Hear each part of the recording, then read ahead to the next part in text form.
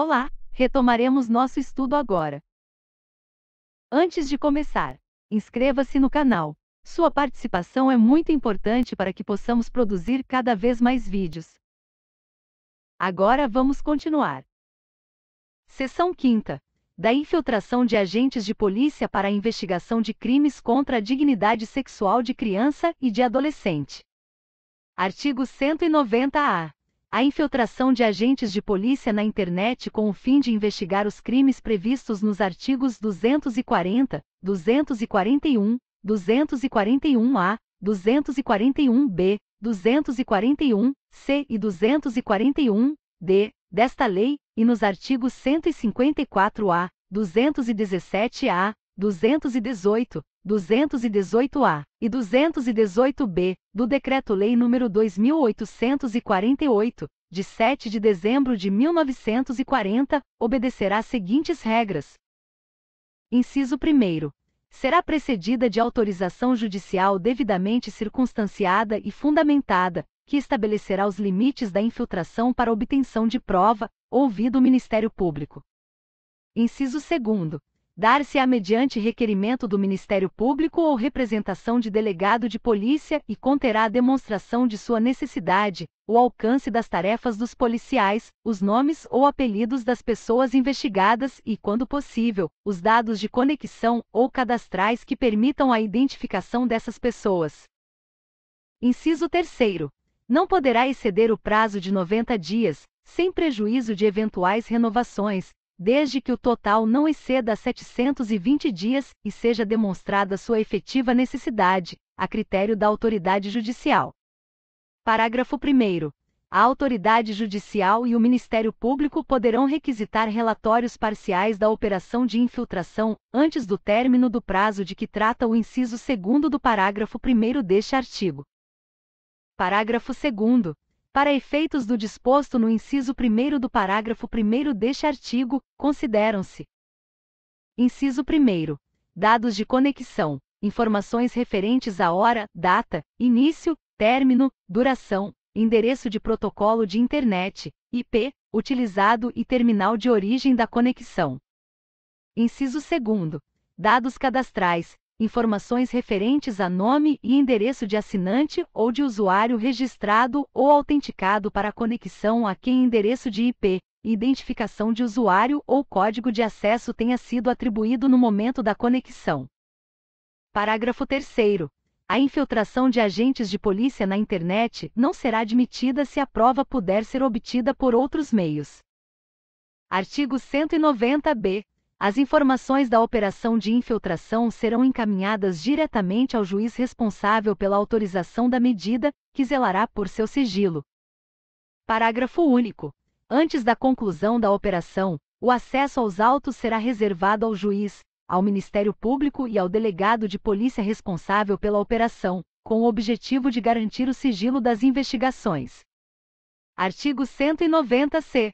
Não comete crime o policial que oculta a sua identidade para, por meio da internet, colher indícios de autoria e materialidade dos crimes previstos nos artigos 240, 241, 241-A, 241-B, 241-C e 241-D desta lei e nos artigos 154-A, 217-A, 218, 218-A e 218-B do Decreto-Lei nº 2.848, de 7 de dezembro de 1940.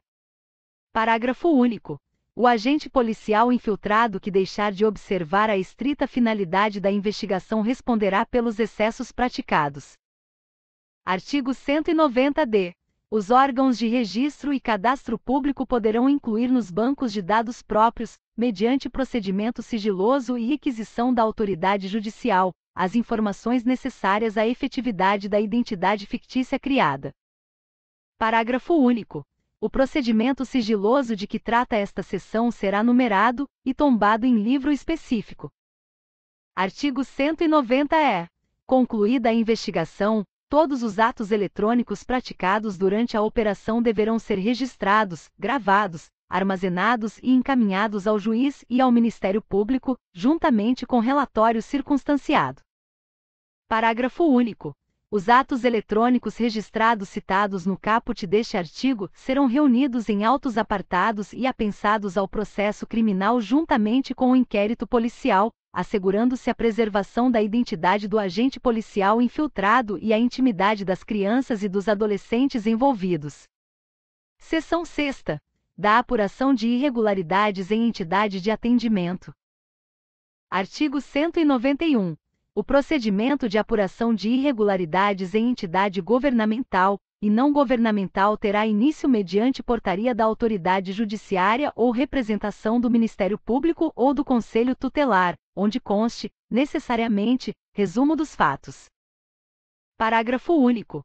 Havendo motivo grave, poderá a autoridade judiciária, ouvido o Ministério Público, decretar liminarmente o afastamento provisório do dirigente da entidade, mediante decisão fundamentada. Artigo 192. O dirigente da entidade será citado para, no prazo de 10 dias, oferecer resposta escrita, podendo juntar documentos e indicar as provas a produzir.